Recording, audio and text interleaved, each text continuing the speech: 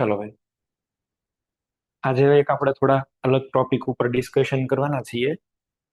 એક ટાઈપનું physical science જે બહુ ઇમ્પોર્ટન્ટ છે, નેચર રિલેટેડ છે. પહેલા તો તમે નેચર ઓફ લાઇટ તમને ખ્યાલ છે, એ બે ઇલેક્ટ્રોમેગ્નેટિક વેવ કહેવાય. એટલે આની અંદર ઇલેક્ટ્રિક કોમ્પોનન્ટ હોય, ઇલેક્ટ્રિક ફિલ્ડ પણ હોય અને મેગ્નેટિક ફિલ્ડના કોમ્પોનન્ટ્સ પણ હોય. અને બે એકબીજાને આવી રીતે પરપેન્ડિક્યુલર હોય. રેડ છે ઇલેક્ટ્રિક ફિલ્ડ છે અને આ તમને જે દેખાય છે બ્લુ એ મેગ્નેટિક ફિલ્ડ છે. અને આ બે એકબીજાને 90 ડિગ્રી હોય અને આ બેની પ્રોપોગેશનની જે ડિરેક્શન છે એ પણ 90 ડિગ્રી હોય. આપણે એને આવી રીતે છે એ વિઝ્યુલાઇઝ કરી શકીએ. જો આ ઓર્ડિનરી વેવ છે અને આ જે છે એ ઇલેક્ટ્રોમેગ્નેટિક વેવ છે. મેગ્નેટિક ફિલ્ડ પણ છે એની અંદર અને ઇલેક્ટ્રિક ફિલ્ડ પણ છે. આ ઈએમઆર કહેવાય, ઇલેક્ટ્રોમેગ્નેટિક વેવ, એવું આપણે આને બોલીએ છીએ. હવે આ ઇલેક્ટ્રોમેગ્નેટિક વેવ છે ને, એની અંદર ઇલેક્ટ્રિક ફિલ્ડ છે એ પોસિબલ એવી ઓલ ડિરેક્શન્સની અંદર ઓસિલેશન્સ કરતા હોય. આવી રીતે પણ ઓસિલેશન થતું હોય, આવી રીતે પણ થતું હોય, બધા જ સમતલમાં પોસિબલ એવા બધા જ પ્લેનની અંદર એ ઓસિલેશન કરે. As a result of this કે આ લાઇટ એક ટાઈપની સિમેટ્રિકલ લાઇટ થઈ જાય. પણ જો આપણે છે એ આની અંદરથી કોઈ એક ઘટકને અલગ કરી દઈએ, આ જે બધા તમને એરોસ બતાવ્યા છે ને એના ઓસિલેશન્સ ના પ્લેન છે. આપણે ખાલી ઇલેક્ટ્રિકલ વેક્ટરને જ કાઉન્ટ કરીએ છીએ, મેગ્નેટિક વેક્ટરનું અહીંયા કોઈ કામ નથી. બરાબર, ચુંબકીય ક્ષેત્રને આપણે બધાને અવગણી દઈએ છીએ, ખાલી ચુંબકીય ઘટકને અવગણી દો, ખાલી અહીંયા ધ્યાન આપો, મેગ્નેટિકને જવા દો, ઇલેક્ટ્રિકને જ જુઓ. તો ઇલેક્ટ્રિક બધી પોસિબલ ડિરેક્શનમાં ઓસિલેશન કરતા હોય. આપણે એની અંદરથી એવું કરવાનું છે કે ખાલી એક જ ઘટકને આપણે અલગ તારવી લેવાનો છે. આડેધડ જે બધા ઓસિલેશન્સ કરતા હતા ઊભા પ્લેનમાં, આડા પ્લેનમાં, ગમે ત્યાં, એવું નહીં. હવે બધાને કમ્પલસરી એક વર્ટિકલ પ્લેનમાં જ ઓસિલેશન કરતા જવાનું છે. એવું કરવા માટે થઈને આપણે એક અલ્ટ્રા ફાઇન ફિલ્ટરની જરૂર પડે. એક એવો ક્રિસ્ટલ છે, એ ક્રિસ્ટલ અહીંયા આગળ લઈએ તો એ શું કરે, એની અંદરથી જ્યારે લાઇટ પાસ થાય તો એક જ સમતલમાં ઓસિલેશન થાય ને એવો પ્રકાશ બહાર નીકળે. જો આ જે બલ્બ છે એમાંથી લાઇટ નીકળો, એના દોલનો બધા તલમાં થતા હતા, આને કહેવાય અનપોલરાઇઝ લાઇટ. અને જે આ નોર્મલ લાઇટ છે, જે લાઇટમાંથી આવતી હોય, સનલાઇટ આવતી હોય, એને નોર્મલ લાઇટ કહેવાય. પણ એવા એક સ્પેશિયલ ક્રિસ્ટલ આવે, બરાબર, નિકોલ પ્રિઝમ છે, બરાબર, કેલ્સાઇટ છે, એવા ચોક્કસ ક્રિસ્ટલ્સ હોય. શ્રીલંકાનો દરિયા કિનારો છે ને, અથવા તો તમિલનાડુ નીચેનો આખો એરિયા, ત્યાંથી આવા બધા ક્રિસ્ટલ્સ મળે છે. એ ક્રિસ્ટલની અંદરથી તમે લાઇટને પાસ કરો ને તો એના ઓસિલેશન્સ એક જ ડિરેક્શનમાં થાય. બરાબર, એટલે પેલા લાઇટ આવી રીતે હતી, બધા જ તલમાંનું રોટેશન છે, ઓસિલેશન થતા હતા, આંદોલનો બધે થતા હતા. હવે એક એવા સ્પેશિયલ ક્રિસ્ટલ છે, આ ક્રિસ્ટલની અંદરથી તમે લાઇટને પાસ કરો એટલે એમાંથી જે લાઇટ બહાર આવે ને એના ઓસિલેશન્સ એક જ તલની અંદર થાય. આને કહેવાય પીપીએલ, પ્લેન પોલરાઇઝ લાઇટ, આવું બોલે. આ લાઇટ ઓર્ડિનરી લાઇટ નથી. આ લાઇટ છે ને બીજી બધી લાઇટ કરતા થોડીક અલગ હોય. અને આ લાઇટ છે ને એ જ આપણા મગજની અંદર 3D ઇમેજ ક્રિએટ કરે છે. તમે લોકો 3D મૂવી જોવા ગયા હશો ત્યારે પેલા ચશ્મા તમને પહેરવા માટે આપતા હશે. એ શું છે? એ પોલરાઇઝર છે. એ જે ચશ્મા છે ને એનો ગ્લાસ આ જ ક્રિસ્ટલનો હોય. બરાબર, અથવા તો પ્લાસ્ટિક તમે લેતા હોય, એમાં પ્લાસ્ટિક ના હોય તો એ આનો જ કોમ્પોનન્ટ હોય. એટલે તમારા મગજમાં એક 3D ઇમેજ ઊભી કરે. એને કહેવાય પ્લેન પોલરાઇઝ લાઇટ, પીપીએલ. અમુક તો એવા જાદુગરો પણ હતા, બરાબર, મેજિશિયન, કે તમને આખી ટ્રેન ગાયબ કરીને દેખાડી દે. એ use of PPL, plane polarise light નો ઉપયોગ કરીને. એટલે આ લાઇટ છે એ ઓર્ડિનરી લાઇટ નથી. આ લાઇટ જે છે એ થોડી અલગ ટાઈપની લાઇટ છે, પ્લેન પોલરાઇઝ લાઇટ. તમારા લોકોને ફિઝિક્સની અંદર આવશે, બ્રુસ્ટર્સ લો અને એવું બધું ભણવાનું આવશે ત્યારે એની અંદર વેવ ઓપ્ટિક્સની અંદર ડિટેલમાં ભણજો. અત્યારે બધું હું એ તો ફિઝિક્સનું નહીં ભણાવી શકું. તો પીપીએલ છે પ્લેન પોલરાઇઝ લાઇટ. આના ઓસિલેશન્સ એક જ ડિરેક્શનમાં થતા હોય. આપણે એવું માનીએ છીએ કે આ જે ક્રિસ્ટલ છે ને નિકોલ પ્રિઝમ હોય અહીંયા આગળ, બરાબર, નિકોલ્સ પ્રિઝમ. તો એ નિકોલ પ્રિઝમની અંદર આને ગ્રેટિન કહેવાય. આની અંદર આવી રીતે લાઇન્સ હોય, આને સ્લીટ એવું બોલાય, સ્લીટ. તો 1 સેન્ટીમીટરની અંદર આવી 1 લાખ સ્લીટ હોય એમાં, બરાબર. આ નિકોલ પ્રિઝમમાં આપણે કેમ બારી હોય, વર્ટિકલ બાર્સ બારી તમે જોઈ છે, એમાં સળિયા હોય. હવે એ બારીની અંદરથી માન લો કે હું પેન ઘા કરું છું તો આવી રીતે આડી પેન જવા દઉં, નહીં જઈ શકે. પણ આવી રીતે વર્ટિકલ હોય તો એકદમ વહી જશે બહાર. એટલે આ કરે શું, આની અંદર આવી ટાઈપની બધી સ્લીટ્સ હોય વર્ટિકલ, 1 સેન્ટીમીટરમાં 1 લાખ આવા સળિયા હોય એવું માનો ને. એટલે એ પેરેલલ લાઇટ હોય એને બહાર જવા દે, બીજા કોઈ ન જવા દે. તો એમાંથી જે લાઇટ બહાર આવે છે ને કહેવાય પીપીએલ, પ્લેન પોલરાઇઝ લાઇટ, એવું આને બોલાય. અને આ લાઇટ છે એ એસિમેટ્રિકલ લાઇટ છે. આ લાઇટ નો યુઝ કરીને તમે ચોક્કસ અસિમેટ્રિકલ કમ્પાઉન્ડને આઈડેન્ટિફાઈ કરી શકો. બરાબર છે. ચોરને પકડવા માટે બીજા કોઈ શાતીર ચોરની મદદ લેવી પડે કે ભાઈ તમે આને ગોતી દો, એમ એની જેવી વાત છે. આ લાઇટ પોતે એસિમેટ્રિકલ લાઇટ છે. આનો યુઝ કરીને તમે બીજા એસિમેટ્રિક કમ્પાઉન્ડને ફાઇન્ડ આઉટ કરી શકો. ક્યાં એનું સાયન્સ છે એ આપણે જોશું ને ક્યાં કામ લાગશે એ જોશું. તો અલ્ટિમેટલી અહીંયા જે અત્યારે આ ક્રિસ્ટલ કામમાં લીધો છે એને આપણે બોલશું પોલરાઇઝર. પોલરાઇઝેશન એટલે એને લાઇટ જે અનપોલરાઇઝ હતી એને પોલરાઇઝ કરી દીધી, એક જ ડિરેક્શનની અંદર સમતલની અંદર દોલનો થાય છે એવું કરી દીધું આપણે. બરાબર છે. આવી રીતે વિચારો, આ સાદી લાઇટ છે, બધી જ દિશામાં દોલનો થાય એવા છે. જેવો મેં પોલરાઇઝેશન માંથી પસાર કર્યો એટલે એવી લાઇટ આવી કે જેના દોલનો એક જ તલમાં થાય છે. આની સાબિતી શું કે ભાઈ આ એક જ તલમાં દોલનો કરાવે છે. આની સાબિતી શું, તો એની સાબિતી માટે થઈ છે ને આપણે એક કામ કરીએ. અહીંયા જે કોઈ પણ નિકલ પ્રિઝમ લઈએ છીએ ને, આજે અહીંયા આગળ પ્રિઝમ, એ પ્રિઝમ ને એક હાઇપોથેટિકલ અક્ષ હોય. બરાબર, એને ક્રિસ્ટલોગ્રાફિક એક્સિસ કહેવાય. એક હાઇપોથેટિકલ અક્ષ હોય, એ અક્ષને સમાંતર જ લાઇટ બહાર નીકળે. આપણે સાબિત કરવું છે કે ચલો આની અંદરથી પેરેલલ લાઇટ જ બહાર નીકળે છે, બીજી લાઇટ બહાર નીકળતી નથી. તો શું કરાય? બહુ કોમન લોજિક છે કે એવા બે લાઈનમાં ગોઠવી દેવાય. જુઓ ને, હું એવું જ કરું છું. આ એક ગોઠવું પોલરાઇઝર, અહીંયા બીજું ગોઠવું. બે જો સમાંતર હશે એટલે આવી રીતે વિચારજો ભાઈ, બે ની દિશા છે એ એકબીજાને સમાંતર હોય. આની દિશા પણ છે અને આની દિશા, આ બે વચ્ચે એંગલ 0 ડિગ્રી, એટલે કે બે પેરેલલ છે આવી રીતે. તો લાઇટ બે માંથી બહાર નીકળી જશે. જો લાઇટ આમાંથી બહાર આવે છે, પણ માની લો કે એકને છે હું આવી રીતે રાખું છું અને એકને આવી રીતે રાખી દઉં, બે વચ્ચે એંગલ 90 ડિગ્રીનો. એક આમ છે ને એક આમ છે, લાઇટ નહીં બહાર આવે. જો લાઇટ આમાંથી બહાર ન આવે. બે બે શીટને આવી રીતે રાખી દો તમે, એટલે તમને લોકોને ખ્યાલ આવે કે ભાઈ આમાંથી જે લાઇટ આવે છે એ પરફેક્ટ લાઇટ પેરેલલ વેક્ટરની જ આવે છે, બીજી કોઈ આવતી નથી. આવી શીટ્સ ને એવું આપણને જોવા મળે. જેમ કે જો આ બે પોલરોઇડ ચશ્મા મેં રાખેલા છે, આમ કરી આમ રાખ્યા છે. આમાંથી આ કોઈ રીઝન નથી, અહીંથી દેખાઈ શકે, અહીંથી દેખાઈ શકે. ક્યારેક હવે મૂવી જોવા જાવ ત્યારે એવું કરજો, બે ચશ્મા રાખજો, આમ તમને કાંઈ તંબુરોય નહીં દેખાય. એક ગ્લાસ હોય ને તો જ તમને દેખાય, બાકી ન દેખાય. આપણે એક અહીંયા આગળ વિડીયોની મદદથી સમજીએ એટલે તમને લોકોને આઈડિયા આવે. બરાબર છે. આ જે છે એ પોલરાઇઝર છે, એક આ ટાઈપની શીટ છે, પોલરોઇડ ફિલ્મ આને કહેવાય, પોલરોઇડ ફિલ્મ. બરાબર, જોજો અહીંયા આગળ આ 90 ડિગ્રી લઈ ગયા. જો નથી કોઈ લાઇટ પાસ થતી, જોઈ. હવે જેવી સમાંતર કરશે એટલે લાઇટ પાસ થશે. જો હવે સમાંતર કરી દીધી, જો વિઝન દેખાય છે.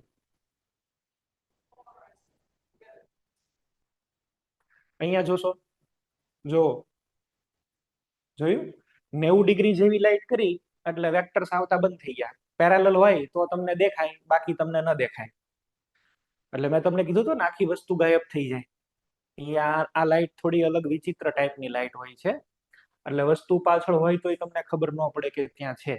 બરાબર છે. આનો યુઝ બધો બહુ અલગ ટાઈપનો થાય છે આ લાઇટનો. આને કહેવાય પ્લેન પોલરાઇઝ લાઇટ. હવે પ્લેન પોલરાઇઝ લાઇટની એપ્લિકેશન શું છે? તો એની માટે થઈને આપણે એક ઇન્સ્ટ્રુમેન્ટ જોવું પડે જેનું નામ છે પોલારીમીટર. તો પોલારીમીટર એક ઇન્સ્ટ્રુમેન્ટ છે. આ ઇન્સ્ટ્રુમેન્ટની અંદર અહીંયા આગળ એક નળી હોય, બરાબર, ટ્યુબ હોય. એ ટ્યુબની અંદર તમારે જે કોઈ સ્ફટિક રાખવા હોય તો સ્ફટિક, ક્રિસ્ટલ્સ મૂકવા હોય તો એ, અને કોઈ સોલ્યુશન બનાવીને મૂકવું હોય તો એ. એવી લાઇટને તમે જ્યારે કમ્પાઉન્ડમાંથી પાસ કરો તો અમુક કમ્પાઉન્ડ એવા છે કે એનું પ્લેન છે ને એ બદલી નાખે. ભાઈ એકદમ આમ પેરેલલ થતા હોય, ધીમે ધીમે આમ પ્લેન આવી રીતે થઈ જાય. અમુક એવા કમ્પાઉન્ડ છે કે એને એની સાથે કોઈ રિલેશન જ નથી, જેવી લાઇટ એન્ટર થઈ ને એવી ને એવી બહાર નીકળી. તો નેચરની અંદર અમુક સ્પેશિયલ એવા કમ્પાઉન્ડ છે કે જે પોલારીમીટર ટ્યુબની અંદર તમે મૂકો તો એ પ્લેન પોલરાઇઝ લાઇટનું રોટેશન કરી નાખે. They are known as optically active compound. એ બધાને કહેવાય ઓપ્ટિકલી એક્ટિવ. અને આ ઓપ્ટિકલી એક્ટિવ કમ્પાઉન્ડ છે ને એ આપણા બધા માટે એક વરદાન રૂપ કહેવાય. બરાબર, they are good to us. નેચરની અંદર જેટલું કાંઈ એસિમેટ્રિક આવી જોવા મળે છે ને આપણા માટે, આપણી બોડી માટે બહુ સારા એવા છે. ક્યાં એપ્લિકેશન્સ છે એ બધું હું તમને જણાવીશ. પણ આને કહેવાય ઓપ્ટિકલી એક્ટિવ. જે પદાર્થો બરાબર છે, the compound which can rotate plane of PPL, plane polarise light નું રોટેશન કરી નાખે, એ બધાને કહેવાય optically active. Optic that means light. Light માટે શું વર્ડ યુઝ થયો છે? ઓપ્ટિક. તો એ પ્લેન પોલરાઇઝ લાઇટ નું રોટેશન કરે એ બધાને કહેવાય active compounds. Plane polarise light નું રોટેશન થાય એ બધા ઓપ્ટિકલી એક્ટિવ. અને અમુક એવા હોય ડઠ્ઠર હોય એને કઈ પ્લેન પોલરાઇઝ લાઇટ હારે લાગણી ન થાય, એની હારે કોઈ ઇન્ટરેક્શન ન કરે, એને કહેવાય inactive compounds, optically inactives. Optically active કોણ છે ને ઓપ્ટિકલી ઇનએક્ટિવ કોણ છે ને એ આપણો મેઇન પ્રશ્ન છે. આજે મારે તમને આખા લેક્ચરમાં એ જ ક્લિયર કરાવવાનું છે કે કયા કમ્પાઉન્ડ પ્લેન પોલરાઇઝ લાઇટ નું રોટેશન કરે ને કયા ન કરે થિયોરેટિકલી. કોઈ કમ્પાઉન્ડ કરે છે કે નહીં જાણવા માટે you have to perform every time polarimeter experiment. તમે આમનામ થિયોરેટિકલ નથી કહી શકતા, પણ આપણે એવી કેટલીક થિયોરી બનાવવાના છે કે જેથી તમે જોઈન કહી શકો કે સાહેબ આ કમ્પાઉન્ડ પીપીએલ નું રોટેશન કરશે, આ નહીં કરે. આ પોલારીમીટર ટ્યુબમાં લાઇટ એન્ટર થઈ, તમે છે એ જુઓ અહીંયા આગળ ધીમે ધીમે એનું ઓરિએન્ટેશન બદલાઈ ગયું. અહીંયા આગળ જે તમે પહેલી સર્કિટ રાખી હતી અને બીજું કેટલું ડિગ્રી રોટેશન કરે? અમુક 5 ડિગ્રી કરે, અમુક 10 ડિગ્રી કરે, અમુક તો આમ એન્ટી ક્લોકવાઇઝ રોટેશન કરે. એ રોટેશન તમે માપી શકો, એંગલ. બરાબર, પહેલી શીટ તો ભાઈ ફિક્સ છે, વચ્ચે એક ટ્યુબ છે ને બીજાને તમારે માપવું પડે, આમ ફેરવવું પડે તો જ લાઇટ બાર આવે, નહીતર લાઇટ બાર નો આવે. અહીંયા આગળ મેં તમને હમણાં જેમ કીધું તો એમ બે આપણે રાખ્યા છે, જો આર્યા. કોઈ કમ્પાઉન્ડ એવો છે કે ચલો 15 ડિગ્રી રોટેટ કરી નાખે, તો મારે આને પણ 15 ડિગ્રી રોટેટ કરવું પડે તો લાઇટ બહાર આવે ને તો મને ખબર પડે. એટલે અહીંયા આગળ પહેલાની અને બીજા શીટની બે વચ્ચેનો એંગલ માપવાનો. એ એંગલ આપણી માટે છે એ બહુ કામનો છે. એંગલનું મેઝરમેન્ટ કરવાનું છે. એ એંગલનું મેઝરમેન્ટ આપણે કરશું. જો અહીંયા એવું જ છે, આ નોર્મલ લાઇટ, અહીંયા માની લો કે આ 0 ડિગ્રી છે અત્યારે. અહીંયા માની લઈએ કે ભાઈ આ ઓરિજિનલ. હવે જેમ જેમ રોટેશન થયું એમ અહીંયા આગળ એંગલ આવી ગયો, તો ઓરિજિનલ એંગલ આ બે વચ્ચે કાંઈક હશે, ઈ એંગલ ને કહીએ આપણે આલ્ફા. તો આવે ઈ ક્લોકવાઇઝ પણ હોય ને એન્ટી ક્લોકવાઇઝ પણ હોય.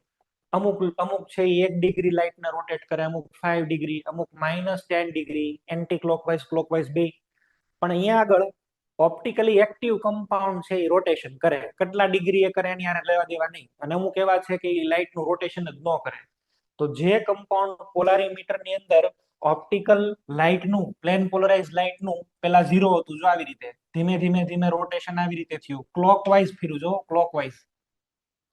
પેલા 0 ડિગ્રી હતું, બરાબર છે, એકદમ 0 ડિગ્રી.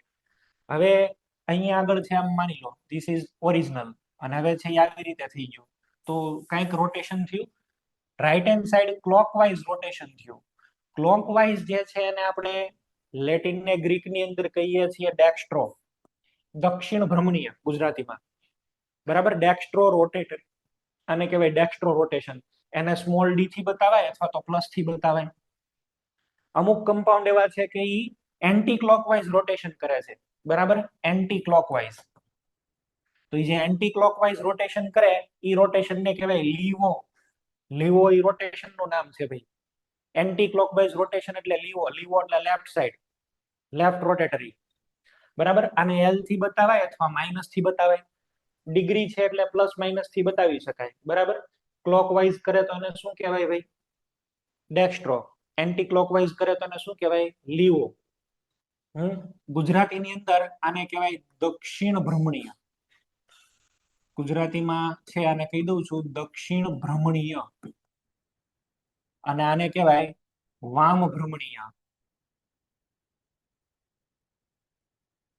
વામ ભ્રમણીય. વામ એટલે ડાબી બાજુ, વામા એટલે ડાબી. તમે લોકોએ સાંભળ્યું હશે જેમાં પછી ડાબા પડખે સૂવું જોઈએ. ડાબુ એટલે વામ, એને વામકુક્ષી કહેવાય. બરાબર, વામકુક્ષી એવું કરવું જોઈએ. તો એ શું છે? ડાબુ એટલે વામ, ડાબા હાથને વામ કહેવાય, વામા એવું કહેવાય. કેમ ઘણા લોકો છે તમે છાપામાં એમાં વાંચતા હોય તો ચીની લોકો માટે ડાબેરીઓ એવો શબ્દ વાપરે. બરાબર, વામ પંથકો એવો શબ્દ વપરાય. તો વામ એટલે ટૂંકમાં ડાબુ. એન્ટી ક્લોકવાઇઝ તમે રોટેશન મળે ડાબી બાજુનું, તો પછી એને કહેવાય લીવો. જમણી બાજુ રોટેશન કરે તો એને શું કહેવાય? ડેક્સ્ટ્રો, જમણી બાજુ વાળું. આ ડાબી બાજુ વાળું. અને અમુક તો એવા છે કે એને કાંઈ લાગે વળગે જ નહીં, જેવી લાઈટ આવી એવી ને એવી બહાર કાઢે. આ કાનમાંથી આ કાનમાં કાંઈ લાગે વળગે જ નહીં, કોઈ સિરિયસ લે જ નહીં. તો જે કોઈ આ લાઇટ ને છે એ રોટેટ નથી કરતા એવા 3 કમ્પોનન્ટ છે. એક આયરલ, મેસો અને રેસેમિક મિક્સચર. મારે તમને આ બધા ડિટેલમાં ભણાવવાના છે એક પછી એક. અને આ છે આખી ઇન્સ્ટ્રુમેન્ટ જે છે એને કહેવાય પોલારીમીટર. આમાં જે કોઈ સંયોજન દ્રાવણો મૂકી દેવાનું, ક્રિસ્ટલ્સ મૂકવાના, જેનું તમારે compound to be analyse should be put in polarimeter tube. Okay, એની અમુક લેન્થ હોય, અમુક ટેમ્પરેચર હોય, એની ઉપર રાખીને પછી આપણે એક્સપેરિમેન્ટ્સ કરતા હોઈએ. તો ઓલ ઓવર ઓપ્ટિકલી એક્ટિવિટી, પ્રકાશ ક્રિયાશીલતા ગુજરાતીમાં કહીએ તો ઓપ્ટિકલ એક્ટિવિટી ઓર પ્રકાશ ક્રિયાશીલતા એટલે છે એ શું થાય? આ તલ ધ્રુવીભૂત પ્રકાશનું કોણાવર્તન એને કહેવાય optical activity. Okay, excuse me.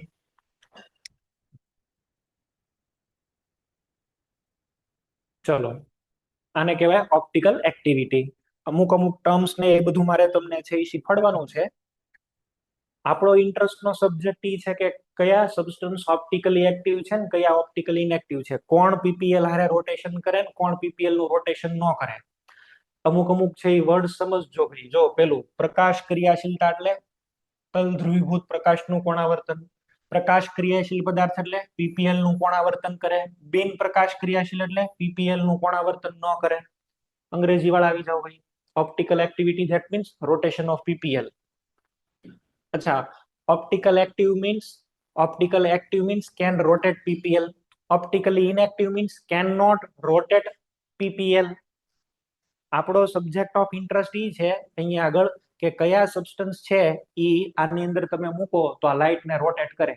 Right side કરે તો ડેક્સ્ટ્રો, લેફ્ટ સાઈડ કરે તો લીવો, અને કાંઈ ન કરે તો આ ત્રણ કેટેગરી. આને તો પછી ભણાય, પેલા તો આ આપણે જોવું પડે. અને ઈ અત્યારે નહીં, કોણ રાઈટ કરશે કોણ લેફ્ટ કરશે એ નહીં, રોટેશન કર્યું કે નહીં, કયા સબસ્ટન્સ છે એ રોટેશન કરી શકશે. તો એકચ્યુઅલી આ સ્ટોરી આખી શરૂ થાય છે લુઈ પાશ્ચર થી. લુઈ પાશ્ચર, બરાબર. અને આ એક બહુ મોટા એવા સાયન્ટિસ્ટ છે. તમે મિલ્ક માટે પેસ્ચરાઇઝેશન એવું સાંભળ્યું છે. દૂધને ગરમ કરીને એકદમ તમે કુલ કરી દો ને એટલે પછી લાંબો સમય સુધી બગડે નહીં. એ જ ટેકનિક આલ્કોહોલ માટે પણ યુઝ થાય છે. તો એ આમણે આપેલી છે, લુઈ પાશ્ચર. પછી તમને ખબર હોય તો રેબીઝ વેક્સિન પણ આને ગોતેલી છે. હડકવાની રસી એ પણ આમને જ છે એ ગોતેલી છે. He was the pioneer person of stereo chemistry. આ સ્ટીરિયો કેમેસ્ટ્રીના બહુ પાયોનિયર પર્સન છે. એને જ પેલી સ્ટીરિયો કેમેસ્ટ્રીની ઈંટ મૂકેલી, બરાબર છે. અને એની પછી ફિશર ને એવા ઘણા બધા સાયન્ટિસ્ટ આવ્યા અને એને પછી નોબેલ પ્રાઇઝ મળ્યા. બાકી પેલી શરૂઆત આને કરી. તો આ જે લુઈ પાશ્ચર છે એને એક વખત એવો વિચાર આવ્યો કે ભાઈ આપણે ક્રિસ્ટલની સ્ટડી કરીએ. તો એ લેબોરેટરીની અંદર ગયા અને એને ક્રિસ્ટલ્સ લીધા, બરાબર છે. પોટેશિયમ અમોનિયમ ટાર્ટ્રેટના ક્રિસ્ટલ્સ એને લીધા અને એ ક્રિસ્ટલને એને મૂક્યા પોલારીમીટરમાં. જેવા પોલારીમીટરમાં મૂક્યા, લાઇટ સીધી પાસ થઈ ગઈ. લાઇટ પાસ થઈ ગઈ એટલે એને એવું કીધું કે ભાઈ આ ઇનએક્ટિવ છે. પછી એને જોયું કે આ કેમ ઇનએક્ટિવ છે, તો એને માઇક્રોસ્કોપ નીચે મૂક્યા. અથવા તો પેલો બિલોરી ગ્લાસ આવે છે, બરાબર, હેડસેટ લઈ અને એને ફોરસેપ થી આમ જોયું. તો એને એવું જોવા મળ્યું કે સાહેબ અમુક ક્રિસ્ટલ છે ને એવા છે કે જે લેફ્ટ હેન્ડ સાઈડ જેવા દેખાય ને, અમુક એવા છે કે જે રાઈટ હેન્ડ સાઈડ જેવા દેખાય છે.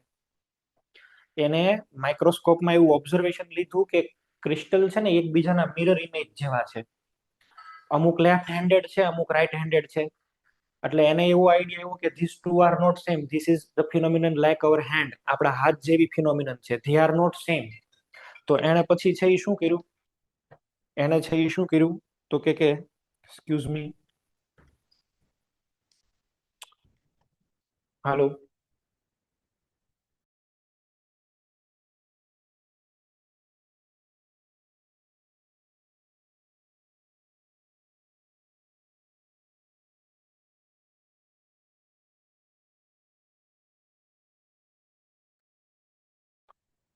તો અહીંયા આગળ છે એ લેફ્ટ હેન્ડેડ રાઈટ છે ને, રાઈટ હેન્ડેડ ક્રિસ્ટલ છે. તો એને શું કર્યું, ગ્લાસ લઈ અને એક સાઈડ આવા લેફ્ટ હેન્ડ વાળો ને એક સાઈડ રાઈટ હેન્ડ વાળો ઢગલો બનાવ્યો ક્રિસ્ટલ્સનો. ઘણા મહિનાઓ સુધી એને પેલા ગ્લાસમાં જોઈ જોઈને ચીપીઓ લઈ લઈને ક્રિસ્ટલ્સ અલગ અલગ કર્યા.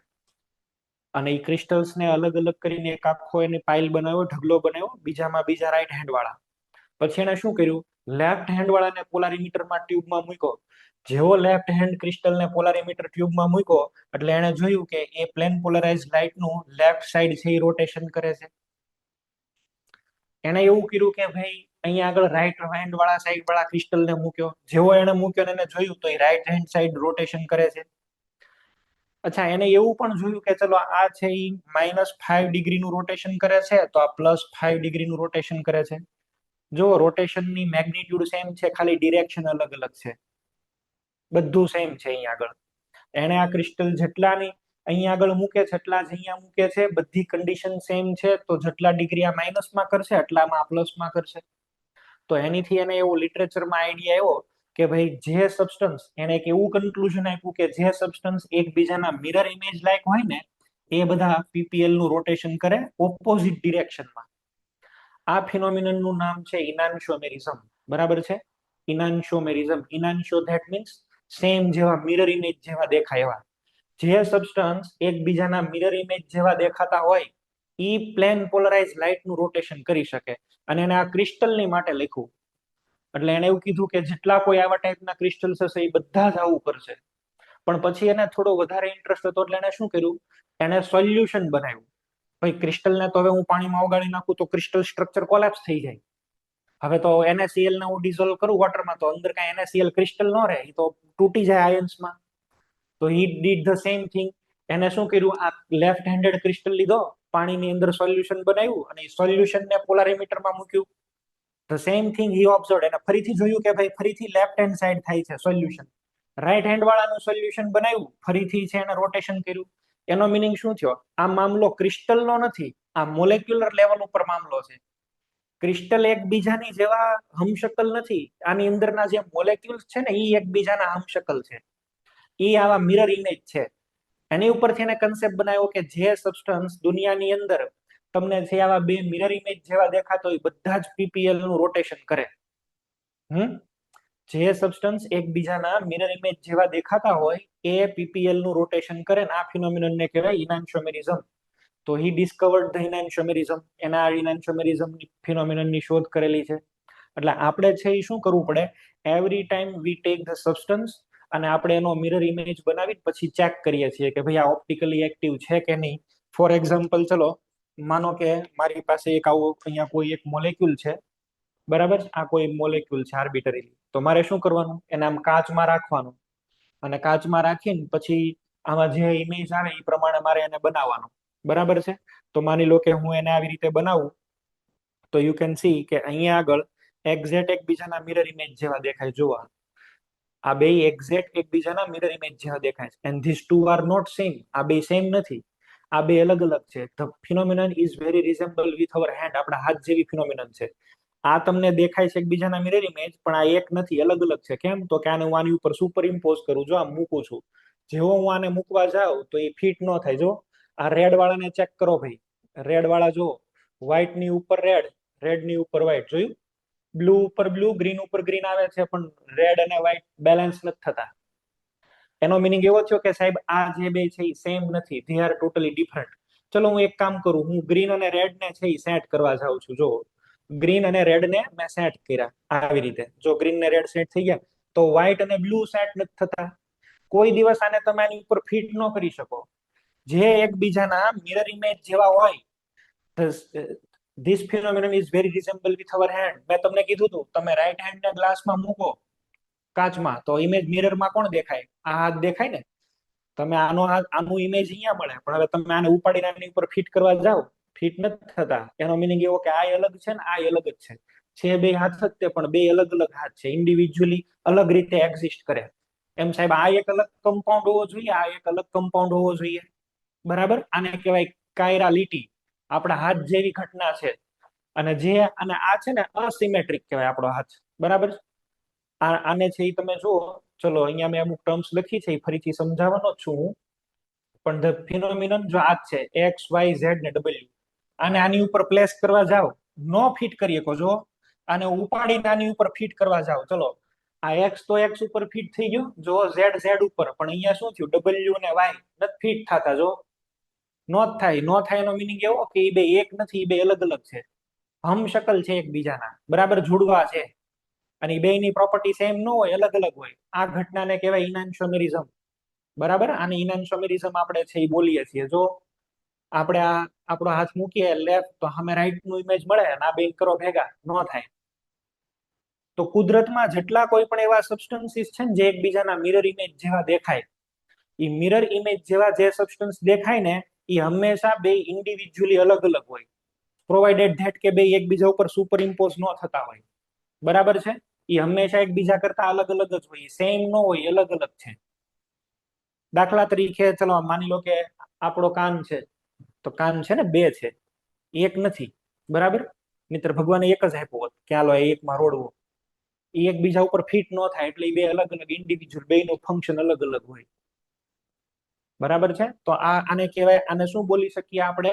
આને બોલી શકીએ કિરાલ ઓબ્જેક્ટ. કિરાલ એટલે હાથ જેવા, અને આ બે ઇન્ડિવિજ્યુઅલી અલગ અલગ એક્ઝિસ્ટ કરે. તો ઓલ ઓવર કન્સેપ્ટ તો સાહેબ આપણી પાસે હાથમાં એ આવ્યો. આમણે એવું કીધું કે જે સબસ્ટન્સ આવી રીતે બે અલગ અલગ લેફ્ટ અને રાઈટ હાથ જેવી ઘટના બતાવે ને, જે એકબીજાના મિરર ઇમેજ હોય, એવા બધા ઓપ્ટિકલી એક્ટિવ. તો દર વખતે આપણને કોઈ કણું આપ્યો તો દર વખતે આપણે હારવાનું મિરર ઇમેજ બનાવવું પડે. આપણે એને એવરી ટાઈમ ચેક કરવું પડે કે આ ઓપ્ટિકલી એક્ટિવ છે કે નહીં, બરાબર છે. માની લો કે અહીંયા આગળ છે, હું લખું છું, મને એમ કે ભાઈ જોઈ ગયો તો આ મોલેક્યુલ ઓપ્ટિકલી એક્ટિવ છે કે નહીં, તો મારે શું કરવું પડે? એનો ઇમેજ બનાવવો પડે. દર વખતે ઇમેજ બનાવવા જવાનો. માનો કે આને જ લ્યો, COOH, CH3, OH અને H. મને એવું કીધું કે સાહેબ આ ઓપ્ટિકલી એક્ટિવ છે કે નહીં, તો મારે શું કરવાનું? ઇમેજ બનાવવાનો. એનો બનાવીએ અહીંયા આગળ. ચલો,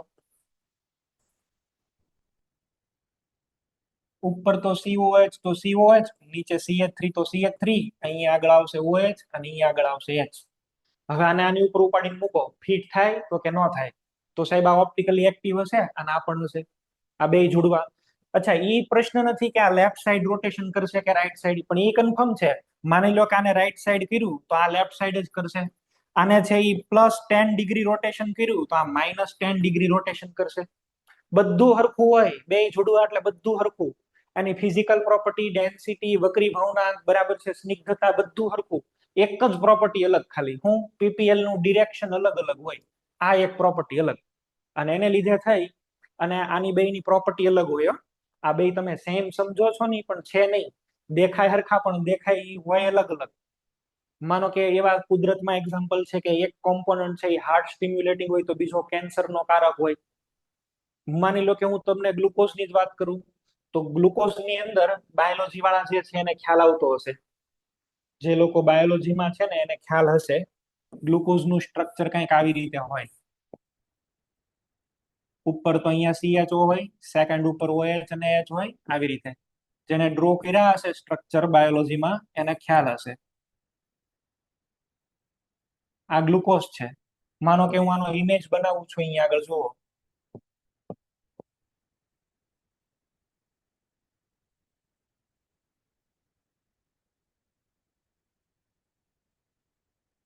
તો આ બે સેમ નથી, they are totally different. ભાઈ તમે આને, આ ગ્લુકોઝને ખાવ ને, તમને ગળ્યું ગળ્યું લાગશે. આને તમે ખાશો તો કઈ સ્વાદ જ નહીં આવે. આ બોડીની અંદર સ્ટોર જ નહીં થાય. બોડી આને કોઈ દી એડીપી ને એટીપી ને બધું શીખો છો ને, એટીપી ની અંદરથી એડીપી બનવું જોઈએ, એનર્જી સ્ટોર થવી જોઈએ. તો આ ગ્લુકોઝ તમે ખાવ ને તો કોઈ દી એનર્જી સ્ટોર જ ન થાય, મરી જાય તોય. બે અલગ અલગ છે ભાઈ, દેખાય એક હરખા એટલે બે હરખા એવું નહીં માની લેવાનું, બરાબર. ધે આર ટોટલી ઇન્ડિપેન્ડન્ટ, અને બે ના ગુણધર્મો ને એવું બધું અલગ અલગ છે. ફરીથી આપણે ટોપિક ની અંદર આવીએ. ઘણા કમ્પાઉન્ડ એવા છે જે મિરર ઇમેજ જેવા દેખાય, પણ એને એક નહીં સમજવાના. કોણ એવું ઓપ્ટિકલ એક્ટિવિટી શો કરશે, કયા છે, એની માટેથી મારે તમને ઘણા બધા હજી વર્ડ કહેવા પડશે. ચલો આને છે એ જુઓ. આ જો, આ બે સ્પાઈડરમેન એક નથી. તમે જેને મૂવી જોયા હોય ને એને ખબર હોય, બરાબર. આ બે એક નથી, આ ને આ થોડા બે અલગ અલગ છે. આ બે ની પ્રોપર્ટી થોડીક અલગ અલગ હોય. જેને સ્પાઈડરમેન 2 જોયું ને એને ખ્યાલ હોય. અમુક અમુક ને તો છે ને સ્પેશિયલ અમુક અમુક પોર્શન જ યાદ હોય કે આમાં તો કે હા આ જ યાદ રાખવાનું એમ. સ્પેશિયલ એને ગમતું હોય ને એવું યાદ રાખે. ચલો આને છે જો, જો આ એક ડ્રગ છે, એકબીજાની એક્ઝેક્ટ મિરર ઇમેજ છે. જો આ લેફ્ટ હેન્ડેડ, રાઈટ હેન્ડેડ, પણ આ તમે છે એ જો પીવો ને તો આનીથી તમને ઉધરસ મટી જાય, એન્ટી કફ છે.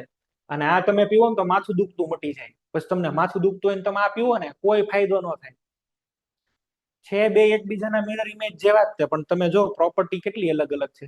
તમે ભાઈ જે હાથ રાઈટ હેન્ડેડ હોય તમે રાઈટ હેન્ડ થી કરો, એ લેફ્ટ હેન્ડ થી ન થાય, બરાબર છે. અલગ અલગ છે. નામ એવી રીતે આપ્યા, જો નોરેડ, ડાર્વોન, આ પેઇન કિલર, આ anti cough. So they are not same, they are totally different. તમને લાગે છે પણ એ સરખા નથી. દાખલા તરીકે જો અહીંયા જ છે આ બે કમ્પાઉન્ડ, બરાબર છે. આ કાર્બન છે, ફુદીનામાંથી મળે છે, અને આ છે એ કેરાવે સીડ્સ ની અંદર થી મળે છે, બરાબર. અજમો જેને કહેવાય, અજમો. અને આને છે એ શું કહેવાય? ફુદીનો, મિન્ટ. તમે જોયું હશે. અહીંયા આગળ છે એ જો આ જ કમ્પાઉન્ડ છે, બે અલગ અલગ ફોર્મમાં છે, મિરર ઇમેજ જેવા દેખાય છે, બરાબર.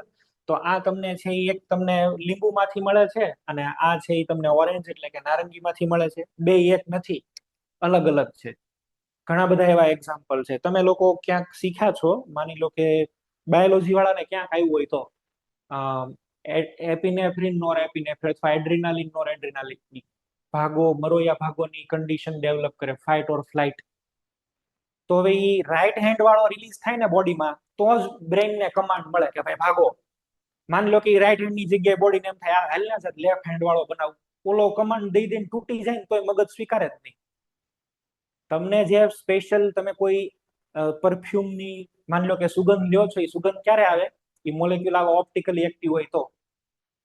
અલગ કરી નાખો ને તો એકદમ દુર્ગંધ થઈ જાય સુગંધની જગ્યાએ. એટલે આટલું બધું સિલેક્ટિવ હોય આ, બરાબર છે. અને બહુ કામની વસ્તુ છે. હાર્ટ સ્ટીમ બધી કોઈ પણ ડ્રગ છે ને એ આને આધારે જ નક્કી થાય. તમે એનો ઇમેજ બનાવી નાખો તો બધી પથારી ફરી જાય ભાઈ. તો આપણો ક્વેશ્ચન એ છે કે કોણ ઓપ્ટિકલ એક્ટિવિટી કરશે ને કોણ નહીં કરે. તો એનો મેઇન કન્સેપ્ટ આવ્યો કે ભાઈ ઇમેજ અને આ એકબીજા ઉપર ફિટ ન થવા જોઈએ. અલ્ટિમેટ અહીંયા આગળ આપણે આવી ઉભા રહ્યા. મિરર ઇમેજ બનાવો ને એની ઉપર ફિટ ન થાય તો એ ઓપ્ટિકલી એક્ટિવ, જો ફિટ થઈ જાય તો એ ઓપ્ટિકલી ઇનએક્ટિવ.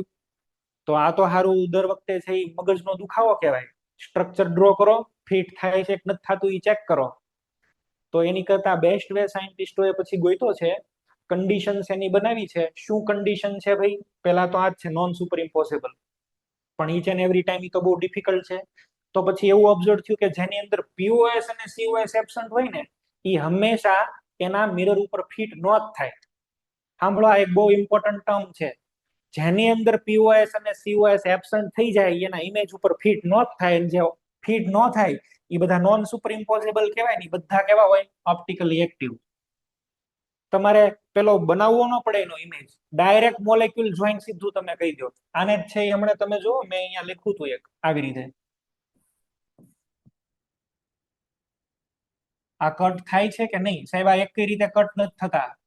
જો નથી આમ કટ થતા કે નથી આમ કટ થતા, તો એનો અર્થ એવો કે આ ઓપ્ટિકલી એક્ટિવ નીકળશે. આમાં નથી પીઓએસ કે નથી સીઓએસ. અલ્ટિમેટલી તમે કોને ફોકસ કરશો? પીઓએસ અને સીઓએસ ને. જેમાં જેમાં પીઓએસ અને સીઓએસ એબસન્ટ, એ નોન સુપર ઇમ્પોસિબલ જ હોય. જેમ કે ફરીથી મોડેલ છે ને તમે જોજો, આ રહ્યું આ મોડેલ. જો આની અંદર એક કઈ રીતે ક્યાંયથી કપાય નહીં. તમે આને ઊભું કાપવા જાવ તો વ્હાઈટ ની સામે ગ્રીન. અચ્છા, તમે એને આવી રીતે રાખીને કાપવા જાવ, લ્યો, બ્લુ ની સામે રેડ. કોઈ રીતે નથી કપાતા. જો અને આ કપાતા નથી એટલે જ તમે આનો ઇમેજ બનાવો. કદાચ તમે આનો છે ઇમેજ બનાવો, આ જો ઇમેજ બનાવી દીધો મેં, ચલો આનો ઇમેજ હવે એના ઉપર ફિટ કરવા જાવ, નો ફિટ થાય. સુપર ઇમ્પોઝ નો જ થાય. ગમે એટલું કરી લો ને સુપર ઇમ્પોઝ નો થાય. That means these two are independent. આ બે એકબીજા કરતા સ્વતંત્ર અલગ રીતે અસ્તિત્વ ધરાવે. પણ માની લો જે કપાઈ જતા હોય એ લઈએ, આપણે એક્ઝામ્પલ લઈએ. ચલો મોડેલ બનાવીને બતાવું છું ભાઈ, એક જ મિનિટ.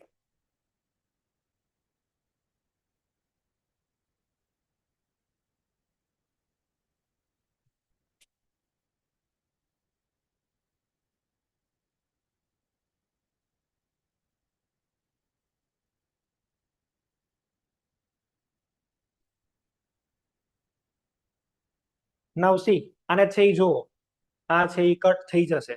આવી રીતે રાખું છું અને આમ ઊભું ઉતડી નાખો. ગ્રીન ની સામે ગ્રીન આવી ગયું, કટ થાય છે. જો હવે તમને એમ હોય હું આનું મોડેલ બનાવું, બરાબર છે. આનું મોડેલ બનાવું. જો આ મોડેલ બનાવ્યું એક્ઝેક્ટ, આનો ઇમેજ જ છે ને, જુઓ ને, આનો ઇમેજ જ છે આખો. ગ્રીન સામે ગ્રીન છે, બ્લુ સામે બ્લુ, રેડ સામે રેડ. હવે આને ઉપાડીને આની ઉપર મૂકો, લ્યો, આરામથી ફિટ થઈ ગયા. જો આરામથી બધા એકો એક. રેડ ઉપર રેડ છે, ગ્રીન ઉપર ગ્રીન છે, બધા ફિટ થઈ ગયા. જોઈ લો. એનો મિનિંગ એવો થાય આ બે એક જ મોલેક્યુલ છે, એક જ કમ્પાઉન્ડ ના બે સેમ છે. They are not different. હું તમને એવું કહેવા માંગુ છું કે ભાઈ જેની અંદર તમને પીઓએસ મળે ને, જે કપાઈ જતા હોય ને, એ બીજા ઉપર ફિટ થઈ જ જાય. પણ જેની અંદર પીઓએસ અને સીઓએસ એબસન્ટ થાય, આ બે એબસન્ટ થઈ જાય, જો બે એબસન્ટ થવા જોઈએ, બેમાંથી એક પ્રેઝન્ટ હોય તો નહીં. એમ if they are absent both together તો પછી નોન સુપર ઇમ્પોઝેબલ હોય. એટલે આપણે આને ફોકસ કરશું. એટલે જ મેં તમને પેલા પ્લેન ઓફ સિમેટ્રી ને સેન્ટર ઓફ સિમેટ્રી છે એ તમને ભણાવ્યું, બરાબર છે? તો for any compound to be optically active, કોઈ પણને ઓપ્ટિકલી એક્ટિવ થવા માટેની શરત શું છે? Compound must be chiral. Chiral નો મીનિંગ શું થાય? આપણા હાથ જેવા. આપણો હાથ જ છે, લ્યો આને કાપો વચ્ચેથી, આ નડે કે નહીં? ક્યાં કપાય? આમાં ક્યાં એવું સેન્ટર છે કે હામ હામે ઇમેજ થતી હોય, અહીંયા અંગૂઠો છે અહીંયા નથી, કપાય નહીં. નથી આની અંદર પ્લેન ઓફ સિમેટ્રી, નથી આની અંદર સેન્ટર ઓફ સિમેટ્રી, એટલે તેના ઇમેજ ઉપર ફિટ નથી થતો, બરાબર? તો જેની અંદર પીઓએસ અને સીઓએસ એબસન્ટ હોય એ બધાને કહેવાય કાયરલ અથવા તો કાયરાલિટી. અને કાયરલ નો સૌથી સારો મિનિંગ થાય અનસિમેટ્રિકલ. અને અનસિમેટ્રિકલ જે સબસ્ટન્સ હોય ને એ હંમેશા નોન સુપર ઇમ્પોઝેબલ હોય, એ ફિટ ન થાય. ગુજરાતીમાં કહેવાય બિન અધ્યારોપણીય. હું ગુજરાતીની સ્લાઇડ પણ કરી દઉં છું. પ્રકાશ ક્રિયાશીલતા માટેની શરતો. સંયોજન પ્રકાશ ક્રિયાશીલ હોવા માટે કેવું હોવું જોઈએ? અસંમિત અથવા કિરાલ. કન્ડિશન પહેલી હું? સંયોજનનું પ્રતિબિંબ બિન અધ્યારોપિત હોવા જોઈએ. પણ આ તો બહુ ડિફિકલ્ટ છે દરેક વખતે ચેક કરવું. તો આપણે શું કરશું? પીઓએસ અને સીઓએસ ની ગેરહાજરી. જો પીઓએસ સીઓએસ એબસન્ટ થઈ જાય તો એ ઓટોમેટિકલી ઓપ્ટિકલી એક્ટિવ થાય, બરાબર છે? પીઓએસ સીઓએસ જેની અંદર ગેરહાજર એ ઓપ્ટિકલી એક્ટિવ. સાંભળો, સંયોજન પોતે કિરાલ હોવું જોઈએ. હું એવું નથી કહેતો કે એની અંદર કિરાલ કાર્બન હોવો જોઈએ. કિરાલ કાર્બન આખો અલગ કન્સેપ્ટ છે.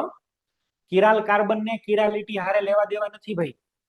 આપણી પાસે એવા ઉદાહરણો છે કે સંયોજનમાં કિરાલ કાર્બન હોય પણ સંયોજન છે બિન પ્રકાશ ક્રિયાશીલ હોય. આપણી પાસે એવા પણ ઉદાહરણ છે કે સંયોજનમાં કિરાલ કાર્બન જ ન હોય તોય સંયોજન પ્રકાશ ક્રિયાશીલ હોય, ઓપ્ટિકલી એક્ટિવ હોય. બધી જ ટાઈપના આપણી પાસે એક્ઝામ્પલ છે. તો we have no relation with chiral centre. Chiral centre is just merely tetrahedral center which is connected to 4 different valencies. અને એને આની સાથે કાંઈ લેવા દેવા નથી. Compound and their mirror image, they should be non superimposable.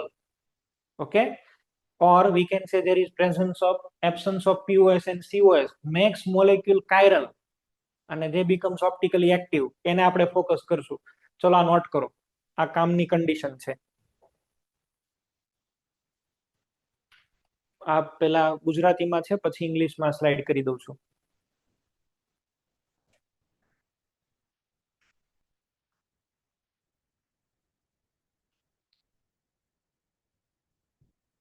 પ્રકાશ ક્રિયાશીલ એટલે ગમે એ લાઇટ માટે સેન્સિટિવ નહીં, એક જ લાઇટ માટે સેન્સિટિવ. કઈ? PPL, plane polarise light. કોણ એને છે રોટેટ કરે? ઓલા જોડવા દેખાતા હોય, બરાબર? એ કોઈ રીતે આપણે એને અલગ ન કરી શકીએ. એને એક જ જણ અલગ ઓળખે. કોણ? તો કે એની માં. અને એની માં એટલે કોણ? પીપીએલ, પ્લેન પોલરાઇઝ લાઇટ, બરાબર? એને ખબર પડી જાય આ ચિંટુ છે ને આ પિન્ટુ છે, આપણને ન ખબર પડે. અને બની શકે કે ચિંટુ બહુ શાંત હોય તો પિન્ટુ બહુ એગ્રેસિવ હોય. એ તો એના નેચર ઉપર ડિપેન્ડ કરે.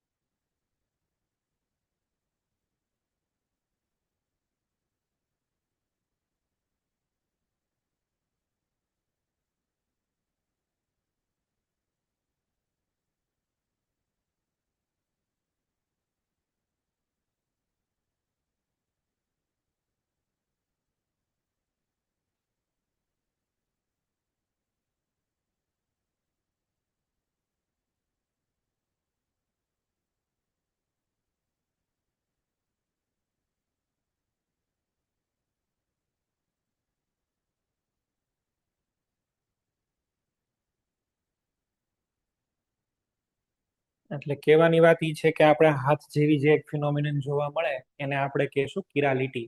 હાથને લેટિનમાં કહેવાય કાયરલ, બરાબર? એની ઉપરથી વર્ડ યુઝ થાય છે કાયરાલિટી. અમુક એવું નથી બોલતા, એક ઊંધા હાથની મારીશ ને તો એ ઊંધા હાથની એટલે કિરાલિટીની વાત કરે છે.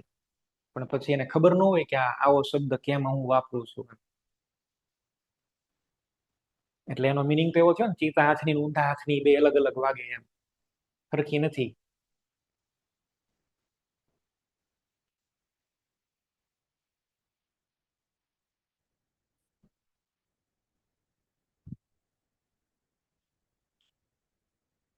ચલો, conditions for optical activity. Compound to be optically active. ક્યારે ઈ ઓપ્ટિકલી એક્ટિવ થાય? તો કે compound must be chiral or unsymmetrical. Unsymmetrical એટલે કઈ રીતે? તો કે it is non superimposable, અધ્યારોપિત ન થવું જોઈએ. અને આ દર વખતે આપણી માટે ચેક કરવું એ થોડું ડિફિકલ્ટ છે. તો it is easy to C absence of POS and સીઓએસ. POS અને સીઓએસ જેની અંદર એબસન્ટ થઈ જાય, જેની અંદર પીઓએસ અને સીઓએસ એબસન્ટ થઈ જાય, એ હંમેશા ઓપ્ટિકલી એક્ટિવ જ નીકળે. એવા મોલેક્યુલ જે હોય, એવા મોલેક્યુલ હોય, એવાને છે એ કહેવાય ડિસિમેટ્રિક મોલેક્યુલ.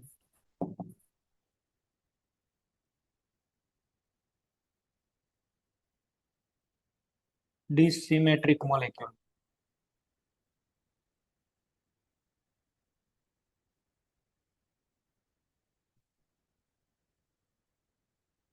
અંગ્રેજીની અંદર ડિસિમેટ્રિક શબ્દ છે, ગુજરાતીની અંદર એની માટે શબ્દ છે વિષમ અણુ. વિષમ અણુ, પણ ગુજરાતી નથી વાપરવું આપણે, ઇંગ્લિશ જ ખાલી વાપરો, ડિસિમેટ્રિક. બરાબર છે. અનસિમેટ્રિક શબ્દ છે ને, અનસિમેટ્રિકલ, એના બે શબ્દ હોય, એસિમેટ્રિકલ અને બીજો છે ડિસિમેટ્રિકલ. પણ એમાંથી આપણે ડિસિમેટ્રિક ની વાત કરીએ છીએ. તમને છે એ ખાલી ડિસિમેટ્રિક મોલેક્યુલ મળી જાય એટલે કે એબ્સન્સ ઓફ પીઓએસ એન્ડ સીઓએસ, એટલે એ જરૂર ઓપ્ટિકલી એક્ટિવ થાય જ. અને તો સાહેબ એસિમેટ્રિક એટલે? એસિમેટ્રિક એટલે એક કોઈ એલિમેન્ટ્સ નહીં, ન તો પીઓએસ, ન તો સીઓએસ, ન તો એક્સિસ ઓફ સિમેટ્રી. આવા જે આ પીઓએસ ને સીઓએસ છે ને, એવા 23 સિમેટ્રી એલિમેન્ટ હોય, 23. બધે બધા એબસન્ટ હોય ને તો એને એસિમેટ્રિક એવું બોલાય. બરાબર છે.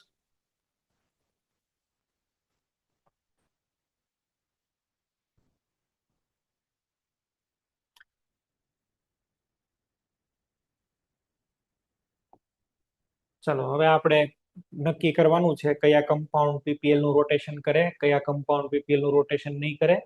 અમુક અમુક કમ્પાઉન્ડ આ મેં તમને સ્લાઇડ મોકલાઈ દીધી છે બધી, અને આ તમને ગઈકાલે મળી ગયું હશે. આ બધા તમને મળી ગયા હશે ગઈકાલે. ચલો, માની લો કે અહીંયા આગળ પહેલું, જો બીજું ફરીથી તમને કહી દઉં, કાયરલ સેન્ટર હોય કે ન હોય એની હારે ઓપ્ટિકલ એક્ટિવિટી નું લાગે વળગતું નથી. બરાબર. Presence or absence of chiral center or chiral carbon is not any criteria for the molecule to be optically active. Chiral centre હોવાથી કે ન હોવાથી ઓપ્ટિકલી એક્ટિવ કે ઓપ્ટિકલી ઇનએક્ટિવ નથી થતો. તમારે આખા મોલેક્યુલને તપાસવો પડે કે એ સુપરઇમ્પોઝ થાય છે કે નથી થતો, અથવા તો એમાં પીઓએસ છે કે નહીં, એ ચેક કરવું પડે. પીઓએસ સીઓએસ ની પ્રેઝન્સ એબ્સન્સ. ચલો, આની અંદર આવી જાઓ. આને તો તમે ડાયરેક્ટ આમ કાપી નાખશો, એચ અને એચ ને એક સમતલમાં કાપો તો આ હાઇડ્રોજન ની સામે આ હાઇડ્રોજન નું ઇમેજ. તો આમાં તો આની અંદર કાયરલ સેન્ટર પણ નથી. જો બધા હાઇડ્રોજન જ છે, કાયરલ સેન્ટર નથી. પીઓએસ છે, સીઓએસ ટેટ્રાહેડ્રલમાં કોઈ દી ન હોય. ટેટ્રાહેડ્રલ શેપમાં સીઓએસ ક્યારેય હોય જ નહીં ટેટ્રાહેડ્રલ ની અંદર. ઓકે. અહીંયા ચલો હાઇડ્રોજન છે, તો એની નીચે ક્યાં હાઇડ્રોજન છે? જો અહીંયા હાઇડ્રોજન છે, તો અહીંયા ક્યાં હાઇડ્રોજન છે? સીઓએસ ન હોય ભાઈ ટેટ્રાહેડ્રલમાં. અચ્છા, પીઓએસ થઈ ગયો તો કાયરાલિટી જોવા મળે? ન જોવા મળે. પ્લેન ઓફ સિમેટ્રી આવી ગઈ એટલે આ કિરાલિટી નો શો કરે. કિરાલિટી શો ન કરે એટલે ઓપ્ટિકલી ઇનએક્ટિવ છે. Optically inactive. આને કટ કરો, સીએલ અને આ તો બે કટ થઈ ગયા. એચ હાઇડ્રોજન સામે હાઇડ્રોજન નું રિફ્લેક્શન. બરાબર. નથી કાયરલ સેન્ટર. પીઓએસ છે, સીઓએસ નથી, કાયરાલિટી નથી, ઓપ્ટિકલી ઇનએક્ટિવ. ચલો, આની અંદર પણ છે એ તમે જુઓ. આને છે એ તમે આમ આડું કાપવા જાવ, આમાં બે હાઇડ્રોજન આવી ગયા ભાઈ, ઊભું કાપો. બરાબર છે. તમે કટ કરો ક્લોરીન અને બ્રોમિન માંથી, તો એચ ની સામે એચ નું ઇમેજ મળશે. ક્લોરીન બ્રોમિન માંથી કટ કરો તો એચ ની સામે એચ નું ઇમેજ નથી. કાયરલ સેન્ટર. પીઓએસ છે, ઓપ્ટિકલી ઇનએક્ટિવ. આમાં આવો, આ એક કોઈ રીતે કપાશે નહીં. જો આ એક કઈ રીતે નહીં કપાય, આ ઓપ્ટિકલી એક્ટિવ થઈ ગયો. હવે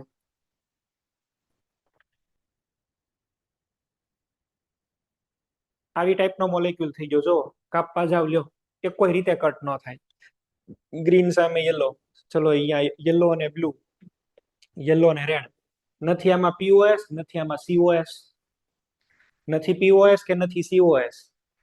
એક એક કાયરલ કાર્બન હોય ને, એક કાયરલ કાર્બન, તો એની અંદર ઓલવેઝ પીઓએસ અને સીઓએસ એબસન્ટ જ હોય. એક કાયરલ કાર્બન, જો હું સાંભળજો કન્ડિશન બોલું, એક કાયરલ કાર્બન છે તો પીઓએસ અને સીઓએસ ઓલવેઝ એબસન્ટ હોય. ક્યાંક તમારે નોટ કરવું હોય તો કરી લો આ. બરાબર. એક કાયરલ સેન્ટર હોય ને તો ઓલવેઝ પીઓએસ અને સીઓએસ એબસન્ટ જ હોય, અને ઓલવેઝ ઓપ્ટિકલી એક્ટિવ જ નીકળે. પણ એક કાયરલ કાર્બન હોય તો, બે હોય તો પછી ગેરંટી વહી જાય. ચલો આની અંદર એક કાયરલ સેન્ટર છે, પીઓએસ નથી, સીઓએસ નથી. પીઓએસ સીઓએસ એબસન્ટ એટલે એ કિરાલિટી છે, અને કિરાલિટી છે એટલે એ optically active. Presence or absence of chiral center is not any criteria for the molecule to be optically active, but if there is one chiral center present in the molecule, then molecule must be optically active because of absence of POS and COS together. માની લો બે કાયરલ carbon આવી ગયા તો હવે guarantee પતી ગઈ. જો ને હું આવું બનાવું, ચલો અહીંયા આગળ સાહેબ COH, આ OH અને H, આ H અને OH, અહીંયા આગળ COH. ચલો આ કાર્બન પણ કાયરલ છે ને, આ કાયરલ છે. કાયરલ કાર્બન કેટલા થઈ ગયા? બે. પણ એની સાથે સાથે અહીંયા આગળ એક પ્લેન દેખાણું કે નહીં? પ્લેન ઓફ સિમેટ્રી છે. જો પીઓએસ છે, અને પીઓએસ છે એટલે ઓપ્ટિકલી ઇનએક્ટિવ છે. પ્લેન ઓફ સિમેટ્રી થઈ ગયું. એટલે જ હું તમને કહું છું કાયરલ કાર્બન હોય એટલે એ ઓપ્ટિકલી એક્ટિવ છે એવું નહીં સમજવાનું. કાયરલ કાર્બન ને ઓપ્ટિકલ એક્ટિવિટી હારે કાંઈ લાગતું વળગતું નથી ભાઈ. આ તો સાયન્ટિસ્ટ છે એને સિમ્પ્લિફાઈ કરવામાં એક ટર્મ ભૂલથી આપી દીધી, કાયરલ કાર્બન એવું. પણ પછીથી પાછળથી એને ખબર પડી કે લે આ તો ખોટું લિટરેચર બની ગયું. તો પછી લોકોએ કરેક્શન કર્યું કે ઓપ્ટિકલ એક્ટિવિટી શો કરવા માટે કાયરલ કાર્બનની હાજરી આવશ્યક નથી, અણુ પોતે કાયરલ હોવો જોઈએ. અણુ પોતે કાયરલ એટલે ફિટ નો થતો હોય એવો. કાયરલ કાર્બન હોય તોય ભલે, નો હોય તોય ભલે. એટલે અહીંયા આગળ છે એ મેં તમને થોડા ટાઈમ પહેલા એક પેલું લિસ્ટ જેવું આખું તમને લખાવેલું, આપણે જોઈએ એને. અહીંયા આગળ મેં તમને એક થિયરીમાં પોઈન્ટ આવો આખો નોટ ડાઉન કરાવેલો કાયરલ સેન્ટરનો. અહીંયા હોય તો તમને એ બતાવું છું. હા આવી ગયું, જોયું. આ વાંચો તમે. Any sp3 hybridized atom having all four different group is called chiral center. પછી શું લખ્યું તમે? Presence or absence of chiral center is not any criteria for a molecule to be optically active, but if there is one chiral center is present, then the molecule must be optically active. એક centre હોય તો એ હંમેશા પ્રકાશ ક્રિયાશીલ હોય. શું કામ? એક centre હોય તો પીઓએસ સીઓએસ ઓલવેઝ ગેરહાજર જ હોય. એટલે બાકી કાયરલ કાર્બન હોય કે ન હોય એની હારે કઈ લેવા દેવા નથી. આ બધું છે ને પેલા ટ્રુ ઓર ફોલ્સ માં પૂછાશે ને તો અડધા મરી જશે. બરાબર. તમને એવું લખીને આપી દે કે ભાઈ પ્રકાશ ક્રિયાશીલતા માટે કાયરલ કાર્બન હોવો હંમેશા જરૂરી છે. સાચું ખોટું? ખોટું. પ્રકાશ ક્રિયાશીલતા માટે અણુ પોતે કિરાલ હોવો જરૂરી છે. સાચું ખોટું? સાચું. અણુ કિરાલ અને એની અંદરનો કાયરલ કાર્બન એ બે અલગ અલગ વસ્તુ છે. બરાબર. અણુ કિરાલ હોવો જોઈએ, કાયરલ કાર્બન હોય કે ન હોય એની હારે લેવા દેવા નથી. અચ્છા એવું તમને લખીને આપે કે અણુમાં એક કાયરલ કાર્બન છે તો એ હંમેશા પ્રકાશ ક્રિયાશીલ જ હશે. સાચું ખોટું? સાચું. એક હોય ને તો એમાં પીઓએસ ને સીઓએસ ઓલવેઝ એબસન્ટ જ થાય, અને એટલા માટે થઈ અને ઓપ્ટિકલી એક્ટિવ. તો આ મેં તમને નોટ ડાઉન કરાવેલું છે. નો કરાવ્યું હોય તો હજી આ સેન્ટેન્સ એડ કરી દો. મેં અહીંયા આગળ છે આ સેન્ટેન્સ તમને પેલા કીધેલું છે, નો એડ કરેલું હોય તો હજી એડ કરી દો આ. અને આમાં એક નાનો એવો એક્સેપ્શન છે પણ એ હજી સમજતા વાર લાગશે તમને. એમાઇન ઇન્વર્ઝન ધીમે ધીમે બધો આઈડિયા આવશે. આ પોઈન્ટ સમજાવવા માટે થઈને મારે તમને ઘણું બધું બીજું એક્સપ્લેન કરવું પડ્યું છે. એટલે કેમેસ્ટ્રીની અંદર એવું જ થાય છે, એક પોઈન્ટ એક્સપ્લેન કરવા બીજા ઘણા બધા નાના નાના પોઈન્ટ્સ નો આઈડિયા હોવો જરૂરી છે. તો જ ખાલી આપણને ટાર્ગેટેડ એક સેન્ટેન્સ સમજાય છે.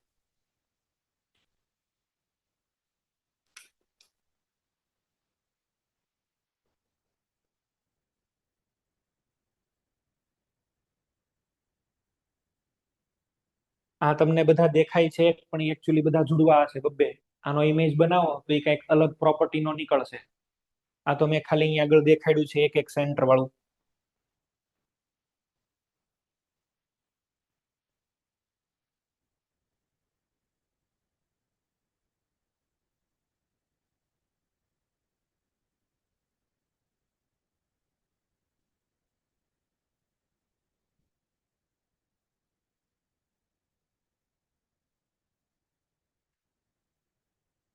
ચલો નોટ ડાઉન થઈ ગયું હોય તો પછી આપણે એને જવા દઈએ. ટૂંકમાં કિરાલિટી ને કાયરલ કાર્બન સાથે લેવા દેવા નથી. કિરાલિટી અલગ વસ્તુ છે, કાયરલ કાર્બન અલગ વસ્તુ છે. ચલો પીઓએસ સીઓએસ ને બધું તમને ઘણું બધું કરાવ્યું છે, એટલે તમને લોકોને પૂરો આઈડિયા છે. ફરીથી આપણે આવીએ આપણા બધા એક્ઝામ્પલ જે બાકી છે એમાં.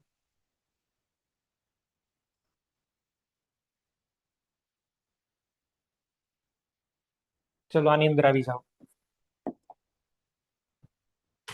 જો અહીંયા આગળ કાયરલ કાર્બન છે, આ પણ કાયરલ કાર્બન છે, કાયરલ કાર્બન 2 પણ પીઓએસ છે. જો સીઓએસ નથી, કિરાલિટી નથી, ઓપ્ટિકલી ઇનએક્ટિવ, ઓપ્ટિકલ એક્ટિવિટી નહીં શો કરે. આની અંદર આવી જાઓ. કાયરલ સેન્ટર કેટલા છે? 2. આમાં કોઈ જગ્યાએથી કટ થાય એવું નથી. POS absent. હવે અમુક લોકોને અહીંયા આગળ સીઓએસ દેખાય છે. ધ્યાન આપજો. અમુક લોકોને અહીંયા આગળ સીઓએસ દેખાય છે, એ ખરેખર સીઓએસ ત્યાં નથી.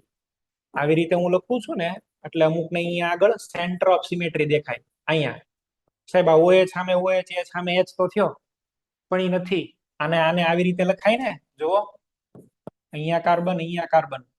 અચ્છા આ કાર્બન જે છે બરાબર છે, આ કાર્બન છે અહીંયા આગળ ડેશમાં સીઓએચ, આ છે અહીંયા આગળ ડેશમાં સીઓએચ. ચલો અહીંયા આગળ બારની સાઈડ શું છે? ઓએચ.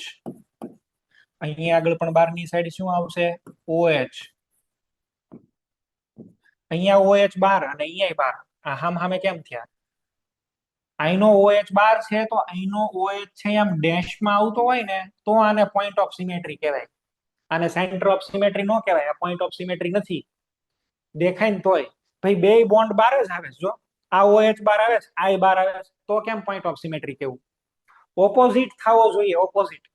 નથી અહીંયા આગળ સેન્ટર ઓફ સિમેટ્રી નથી. બરાબર, સેન્ટર ઓફ સિમેટ્રી અહીંયા આગળ નથી. અને સીઓએસ નથી, પીઓએસ પણ નથી, તો આને કાયરલ કહેવાય અને ઓપ્ટિકલ એક્ટિવિટી શો કરશે. અહીંયા આગળ સેન્ટર ઓફ સિમેટ્રી નથી, અને જેને વિશ્વાસ નો આવતો હોય તો એ લોકોએ આને આમાં ફેરવીને જોઈ લેવું, દેખાઈ જશે. ચલો ઉપર શું આવશે સાહેબ? તો કે સીઓએચ. રાઈટ સાઈડ શું આવ્યું ભાઈ? ઓએચ. Left side H. પાછળનો કાર્બન, રિયર કાર્બન. બોલો ઉપર શું લખું? સીઓએચ. રાઈટ સાઈડ શું લખું? એચ. લેફ્ટ સાઈડ શું લખું? ઓએચ. આ ઓએચ ની સામે ક્યાં અહીંયા આગળ આવ્યો? જુઓ તો ભાઈ, આ OH ની સામે અહીંયા આગળ OH નથી, તો COS નથી. હું એવું કહેવા માંગુ છું, COS નથી એમાં ભાઈ. અમુક લોકોને દેખાતું હોય તો હવે એનો ફોલ્ટ છે. અહીંયા COS નથી. ફેરવો આમાં એટલે દેખાઈ જશે. એટલે તમને મેં આમાં કન્વર્ટ કરતા શીખવાડેલું પેલા. Okay next. અહીંયા જોવો ભાઈ, આ કાયરલ સેન્ટર, આ કાયરલ સેન્ટર. ચલો આની અંદર અહીંયા COS કહેવાય કે ન કહેવાય? નહીં કહીએ આપણે. બરાબર, દેખાય છે પણ એ છે નહીં. સીએલ સામે સીએલ એચ સામે એચ નથી. સેન્ટર ઓફ સિમેટ્રી નથી. બે કાયરલ સેન્ટર, પીઓએસ પણ નથી, સીઓએસ નથી. Optically active, plane polarise light ને આરે ઇન્ટરેક્શન કરશે. નેક્સ્ટ. ચલો આને છે એ જુઓ. આને છે એ વ્યવસ્થિત રીતે જોજો. આમ તો તમને લોકોને છે આ કામ કરવા આપવાની જરૂર છે એક. તમને લોકો ચાલો એક કામ કરો, આને પેલામાં ફિશરમાં ફેરવી નાખો, આવામાં ફેરવી નાખો એટલે ખબર પડી જાય.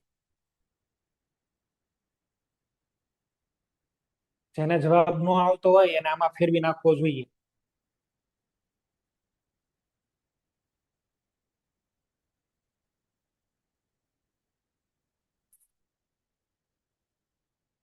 ચલો ધ્યાન આપો. અહીંથી કાપવા જાવ, નો કપાય. કેમ કાપવા જવું? નો કટ થાય. કારણ કે એક બ્રોમિન નીચે છે, એક બ્રોમિન ઉપર છે. આ કાયરલ છે તો કે છે, આ કાયરલ છે. બે કાયરલ સેન્ટર, પીઓએસ નથી. બરાબર, પીઓએસ આની અંદર ઓબ્ઝર્વ થતું નથી. સીઓએસ પણ નથી. કિરાલિટી છે, ઓપ્ટિકલી એક્ટિવ. આને જો અહીંયા આગળ સીઓએસ મળશે, સેન્ટર ઓફ સિમેટ્રી. અહીંયા બ્રોમિન 12 છે તો બીજા બ્રોમિન અંદર છે. આને કહેવાય, આને પીઓએસ કહેવાય, સોરી સીઓએસ કહેવાય આને. બે કાયરલ સેન્ટર, પીઓએસ નથી પણ સીઓએસ છે. સેન્ટર ઓફ સિમેટ્રી છે, કિરાલિટી છે એ નહીં હોય, ઓપ્ટિકલ ઇનએક્ટિવ. બે ગેરહાજર હોય ને, બે એક હારે ગેરહાજર હોય ને તો જ ઓપ્ટિકલી એક્ટિવ, નહીતર ઓપ્ટિકલી ઇનએક્ટિવ.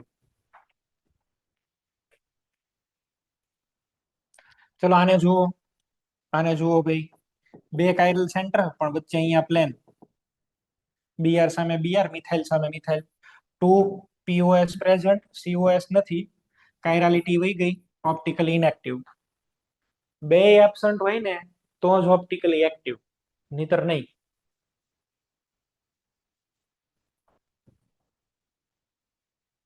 નેક્સ્ટ, ચલો અહીંયા આગળ આવી જાઓ. અહીંયા એક કાયરલ સેન્ટર, અહીંયા એક કાયરલ સેન્ટર, કાયરલ સેન્ટર બે, પ્લેન ઓફ સિમેટ્રી દેખાય છે, દેખાય છે. ઊભું કટ કરી નાખો. પીઓએસ છે, સીઓએસ નથી. એકી સંખ્યાની રિંગ હોય એમાં સીઓએસ નો જ હોય, એવું મેં તમને પહેલા કહી રાખેલું છે. એકી સંખ્યાની રિંગમાં સીઓએસ નો મળે. પણ પીઓએસ તો છે તો કિરાલિટી નથી, ઓપ્ટિકલ ઇનએક્ટિવ અથવા ઓપ્ટિકલ એક્ટિવિટી નહીં બતાવે.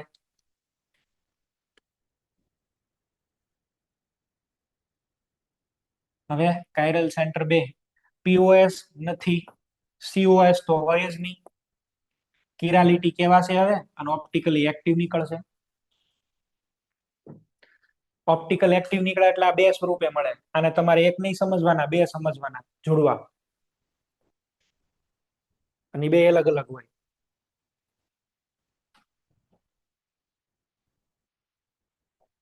એ બે અલગ અલગ સમજવાની, બે ની પ્રોપર્ટી અલગ અલગ હોય. કેમ ઓલા એનિમલમાં છેલ્લે ઓલો ડબલ રોલમાં નીકળે, ડબલ રોલમાં આવે ખબર ને, એવું જોયું એની જેવું છે આ, બોડી ડબલ. ચાલો આની અંદર બનાવો. આમાં એક કોઈ કાયરલ કાર્બન નથી. આને તમે ટાર્ગેટ કરો તો આ બાજુ સીબીઆર, આ બાજુ પણ સીબીઆર, કાયરલ સેન્ટર 0, કાયરલ કાર્બન 0 ભાઈ. બરાબર, અમુક ને હજી કાયરલ કાર્બન ગોતતા નથી આવડતા, મરી જાઓ, ગોતતા શીખી જાજો ભાઈ.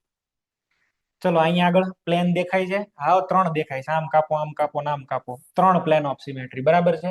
પીઓએસ છે ને કેટલા છે, 3 પીઓએસ છે. સીઓએસ તો રિંગમાં જોવાની જ ન હોય, આવી રિંગમાં એકી સંખ્યાની. ચલો આ પણ નહીં થાય, ઇનએક્ટિવ છે. પીઓએસ ની સંખ્યાનો લખો કઈ નહીં. ચલો આને જુઓ, કાયરલ સેન્ટર કેવો, 0. અચ્છા આમ કટ થઈ જશે, બીઆર સામે બીઆર આવી ગયો ને. પીઓએસ છે, સીઓએસ તો ન જ હોય, બરાબર, એટલે આ કાયરાલિટી નથી, ઓપ્ટિકલી ઇનએક્ટિવ. ચલો નેક્સ્ટ, આને જુઓ. અહીંયા આગળ કાયરલ સેન્ટર છે કે નહીં, કાયરલ સેન્ટર નથી. કાયરલ સેન્ટર છે કે નહીં, આને આ ક્લોરીન માટે વાત કરું, આ ક્લોરીન ને કાયરલ સેન્ટર નથી. આ બાજુ આવો તો CCl, આ બાજુ આવો તો CCl, હરખા ગ્રુપ થઈ ગયા નથી. ચલો આની માટે વાત કરીએ તો આ બાજુ જાવ તો એક CH2, આ બાજુ CHCl, આ કાયરલ કહેવાય, આ કાયરલ કહેવાય, કાયરલ સેન્ટર 2. અચ્છા કપાઈ છે કે નથી કપાતો, કપાશે. આને પ્લેનમાં કાપી નાખો અને આને સામે કાપી નાખો. જો 4 ની રિંગ હોય, 6 ની રિંગ હોય, 8 ની રિંગ, 4 6 ની રિંગ હોય ને, એ સામે સામે ગમે સ્ટીરિયો કેમિસ્ટ્રી હોય, કટ થતો જ હોય. તો આની અંદર પીઓએસ છે, સીઓએસ નથી, કિરાલિટી નહીં મળે, ઓપ્ટિકલી ઇનએક્ટિવ. ઓપ્ટિકલી ઇનએક્ટિવ થઈ ગયો ભૈયા. બનાવવાના તમારે, મેં તમને છે આવા લગભગ 50 લખીને આપ્યા છે, એ તમારે લોકોએ પૂરા કરીને હોમવર્કમાં લેતા આવવાના છે, અને હોમવર્ક બધા લોકો છે એ મૂકશે. ચલો આને તપાસ કરો ભાઈ. આને જો, અહીંયા કાયરલ કાર્બન છે, આ પણ કાયરલ કાર્બન, આ પણ કાયરલ, અને આ પણ કાયરલ, 4 કાયરલ કાર્બન. પણ બે કોર કપાય છે, ઊભું નાડું બે, બે પ્લેન છે, ઇનએક્ટિવ. ચલો આની અંદર જો, કાયરલ સેન્ટર કેટલા સાહેબ, તો કાયરલ સેન્ટર 4, કપાઈ છે કે નહીં. આમ આડું કાપો ને, આડું કપાઈ જાય છે. ચલો એક નવો બનાવું મોલેક્યુલ, અહીંયા બનાવી નાખીએ.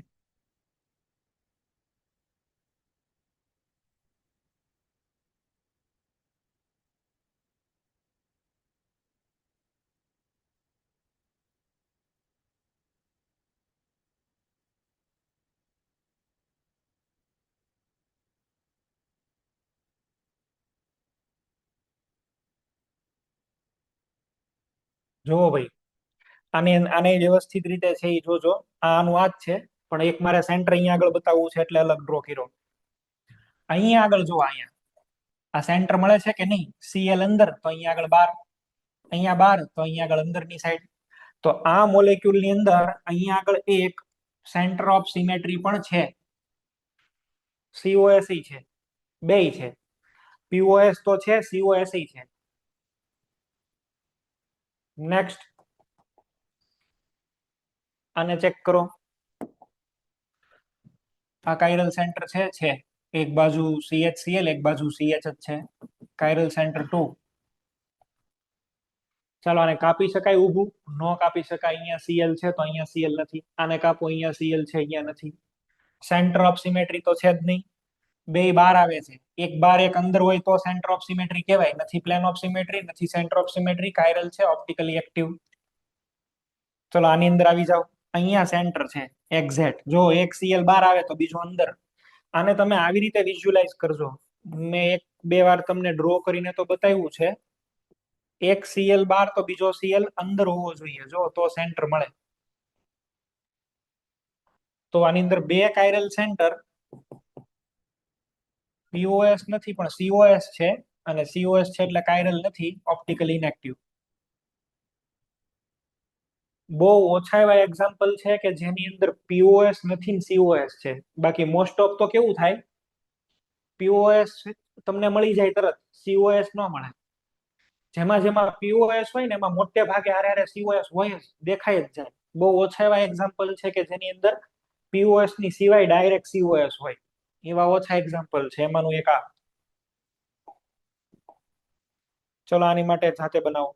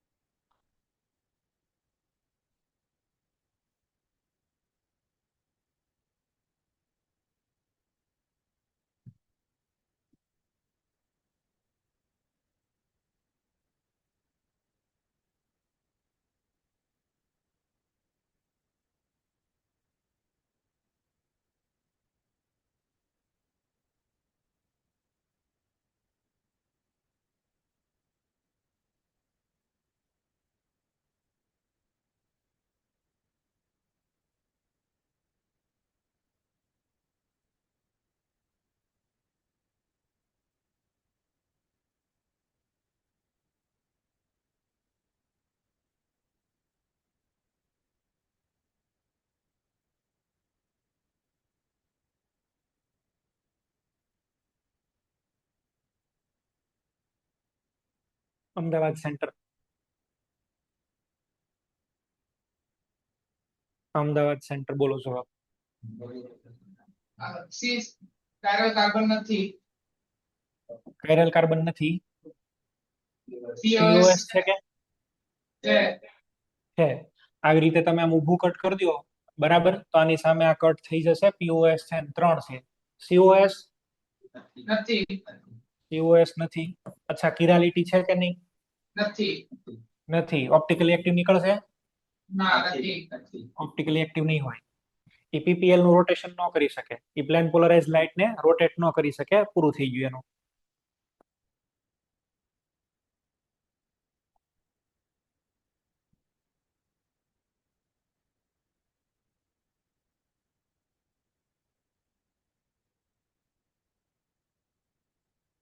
મોડાસા સેન્ટર.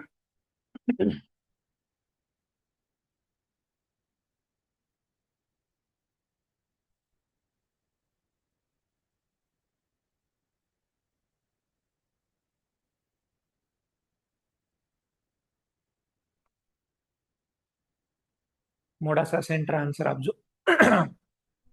કાયરલ સેન્ટર 2 છે. કાયરલ સેન્ટર 2 છે. એક અહીંયા આગળ કાયરલ છે ને એક અહીંયા કાયરલ છે. કાયરલ સેન્ટર 2. POS નથી. POS નથી. COS પણ નથી. POS નથી. ચલો, કાયરાલિટી છે. કાયરાલિટી છે એટલે ઓપ્ટિકલી એક્ટિવ થશે. સરસ.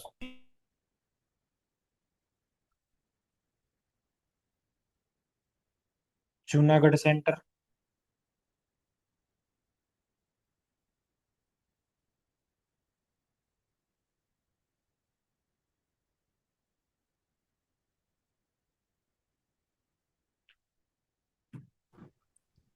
હાલો. હા બોલો. કાયરલ કાર્બન 2. કાયરલ કાર્બન અહીંયા આગળ 2 છે.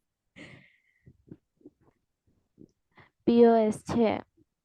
પ્લેન ઓફ સિમેટ્રી આપણને ઓબ્ઝર્વ થશે, અહીંથી કટકા કરી નાખો એટલે પીઓએસ આની અંદર છે. સીઓએસ નથી. સીઓએસ નહીં હોય. બાકીના બે નથી. ઓપ્ટિકલી ઇનએક્ટિવ નીકળશે, આ બરાબર છે. ચલો એની જગ્યાએ હું એક કામ કરું છું, લઉં છું તો સીસ કમ્પોનન્ટ જ છે, પણ અહીંયા સીએલ કરી દઉં છું ને અહીંયા આગળ બીઆર કરી દઉં છું, તો કાયરલ સેન્ટર તો મને 2 મળશે. હવે ન તો આની અંદર પીઓએસ છે ન તો સીઓએસ છે, કિરાલિટી જોવા મળશે ને ઓપ્ટિકલી એક્ટિવ પણ થશે.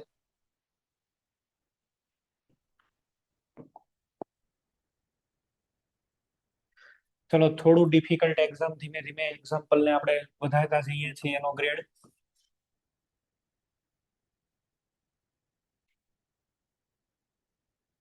ચલો અહીંયા બ્રોમિન છે ને અહીંયા આયોડિન છે. અહીંયા બીજી રિંગ હું બનાવું તો બીજી રિંગ ડેફિનેટલી છે એ આવી રીતે જ આવે. તમે લોકો હવે એવું સમજી ગયા હશો કે અહીંયા જે આ રિંગ બને છે એ રિંગ 90 ડિગ્રી હશે આને. આવું ભાઈ સમજી લો. ચલો અહીંયા આગળ છે એ મારી પાસે ક્લોરીન છે અને અહીંયા આગળ પણ મારી પાસે ક્લોરીન છે. તો કાયરલ સેન્ટર, પીઓએસ, સીઓએસ, કિરાલિટી અને ઓપ્ટિકલ એક્ટિવિટી. આ તમે સમજી ગયા ને ભાઈ, એક રિંગ ઊભી છે ને એક રિંગ આડી છે. તમે બરાબર સમજો, આ ઊભી રિંગ માંથી કટ કરો એટલે બીઆર અને આઈ તો કટ થઈ ગયા, અને હારે હારે આ આડી રિંગ છે આમ કટ થઈ જશે, સીએલ ની સામે સીએલ આવ્યો. આ એક્ઝામ્પલ તમને લોકોને વિઝ્યુઅલાઇઝ થાય છે ભાઈ? 2 રિંગ આવી રીતે પરપેન્ડિક્યુલર છે, આ પેલી વાળી રિંગ માંથી આમ કાપી નાખું છું ઊભું વર્ટિકલ, તો સીએલ ની સામે એક્ઝેક્ટ સીએલ આવી ગયો. જેવો સીએલ ની સામે સીએલ આવી ગયો એટલે આની અંદર જો કાયરલ સેન્ટર કોઈ નથી, પીઓએસ છે, સીઓએસ તો ન જ હોય આમાં, કિરાલિટી નથી ને ઓપ્ટિકલ એક્ટિવિટી પણ નથી. હવે એક કામ કરું છું, આ જે એક્ઝામ્પલ મેં લખ્યું છે ને આમાં એક નાનું એવું કામ. શું કરીએ આપણે આની અંદર? ઉપર તો અહીંયા બીઆર છે, નીચે આયોડિન છે.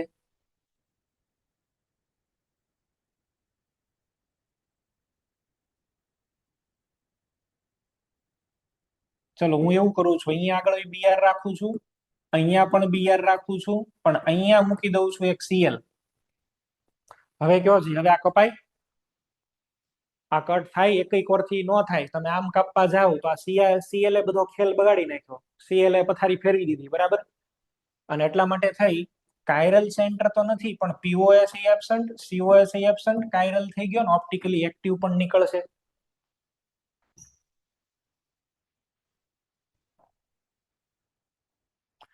તો આ બધા ટાઈપના છે, આપણે થોડા એક્ઝામ્પલ વિઝ્યુઅલાઇઝ કરવા પડે. પીઓએસ સીઓએસ ને ટાર્ગેટેડ રાખીને વર્ક કરવાનું, તો તમને જવાબ મળશે, નહીતર જવાબ નહીં મળે.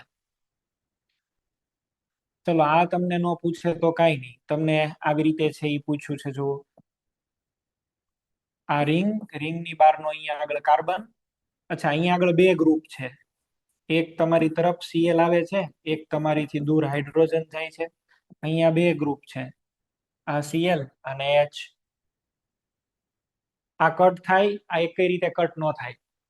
તમે આને આડું આમ કાપો, આડું કાપો તો એચ ની ઉપર શું આવે? સીએલ. કટ નથી થતું. ઉપરની જેવો જ કેસ છે, આ 2 અલગ અલગ પ્લેનમાં છે ભાઈ.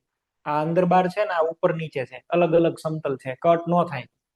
કાયરલ સેન્ટર નથી, પીઓએસ નથી, સીઓએસ નથી, કાયરલ છે, ઓપ્ટિકલી એક્ટિવ.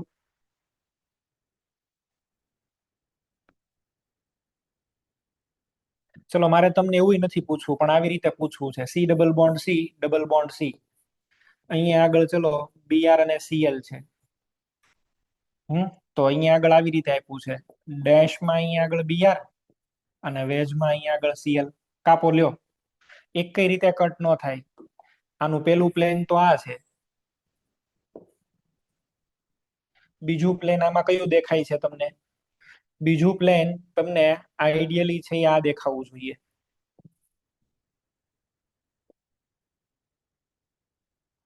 તમે આમ ઊભું કાપવા જાવ, બીઆર સામે સીએલ, ચલો આડું કાપવા જાવ, સીએલ સામે બીઆર. ન તો આની અંદર કાયરલ કાર્બન છે, ન તો પીઓએસ છે, ન તો સીઓએસ છે, ઓપ્ટિકલી એક્ટિવ છે, અને આપણને છે એ પ્લેન પોલરાઇઝ લાઇટ હારે રોટેશન આપે. તો આવી રીતે ચેક કરવાના છે તમારે બધા. મેં મોટા ભાગના તો અંદરના સોલ્વ કરી જ દીધા તમને, પણ તોય તમે લોકો એની અંદર પૂરી પ્રેક્ટિસ કરજો. પછી જે ન થતા હોય, ન આવડતા હોય એ મને કહેજો, વોટ્સઅપ કરી દેશો તોય ચાલશે, અથવા બીજે દિવસે તમે ખાલી નંબર બોલજો કે ભાઈ આ નંબરમાં પ્રોબ્લેમ છે, તો એનું આપણે આગળ કરશું. આપણે આપણું અહીંયા આગળ આ થિયરીની આટલું તમને આવડે ને એટલું સમજાઈ ગયું એટલે માની લો કે ચેપ્ટર છે ને 80% પૂરું થઈ ગયું. જે મોસ્ટ ડિફિકલ્ટ વસ્તુ છે ને એ આ જ છે, આને જ આઈડેન્ટિફાઈ કરવાની. તમને પ્રોપર વિઝ્યુલાઇઝ થવો જોઈએ મોલેક્યુલ કે છે કે નહીં, પીઓએસ છે, સીઓએસ નથી. બાકીનું ચેપ્ટર તો હવે ઈઝી છે. હવે મારે તમને છે એ ખાલી કન્ફિગ્યુરેશન ફાઇન્ડ આઉટ કરતા શીખવાડવાનું છે, ડાયાસ્ટીરિયોમર ઇનાન્સોમર ને એ શીખવાડવાનું છે, એટલે બાકીનું કામ પૂરું થઈ જશે. બરાબર છે? તો બધાએ છે આની કમ્પલસરી પ્રેક્ટિસ કરીને હોમવર્ક અપલોડ કરી દેવું. હું રેન્ડમલી કોઈના હોમવર્ક છે એ ચેક કરીશ. મારી પાસે એટલો બધો સમય નથી હોતો, પણ કોઈના રેન્ડમલી હોમવર્ક છે હું ચેક કરી લઈશ. અને જો પછી વર્ક પ્રોપર નહીં હોય તો ત્યાં હું સેન્ટરમાં મોકલાવી આપીશ તમને કે ભાઈ એટલા લોકોએ કામ બરાબર નથી કર્યું તો કરો. બરાબર? એને હું નહીં પણ મારો ઇનાન્સોમર ડુપ્લિકેટ મળી જશે. એટલે હું બહુ શાંત છું, પણ એવું બની શકે કે મારો જે ઇમેજનરી હોય એ બહુ વધારે અલગ પ્રકારનો હોય, ક્રોધિત હોય. બરાબર? સારું, ચાલો અહીં સુધી રાખીએ. નેક્સ્ટ લેક્ચરમાં આગળ કન્ટિન્યુ કરીએ છીએ. Okay, thank you.